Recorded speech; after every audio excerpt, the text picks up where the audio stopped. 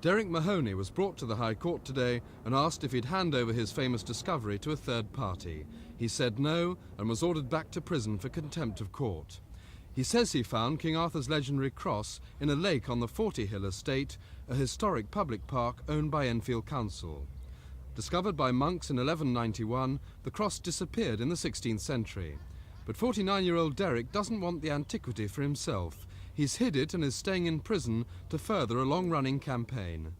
My brother is holding the cross strictly to draw attention to a grave injustice. For 10 years, the Mahoneys have been demanding an inquiry into the actions of some solicitors they've had unhappy dealings with. They got nowhere and said there'd been a cover-up. And then, by accident or design, Derek discovered the cross and saw a way of advancing his campaign. No public inquiry, no cross. The British Museum now say it's almost certainly a fake, but it could be a valuable fake made in the 17th century. The first I knew about him finding the cross was when he came back from the British Museum. He hadn't told us, us at home, that he had found it, and when he came home very red and excited, and he opened it, he's got a small taxi case, and he took this cross out, and he said, look at this. He said, I've just come from the British Museum. And he said they were over the moon with it. He said they were running around like, one of course.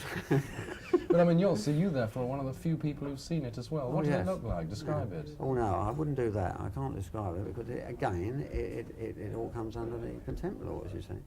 Mr. Mahoney speaks much of the importance of the rule of law.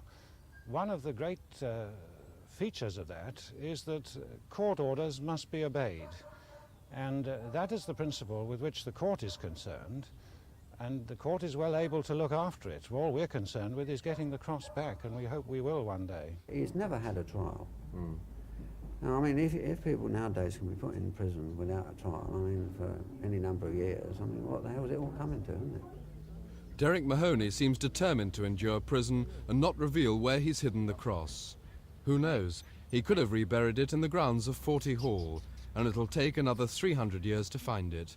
Simon Neve in Enfield for Thames News.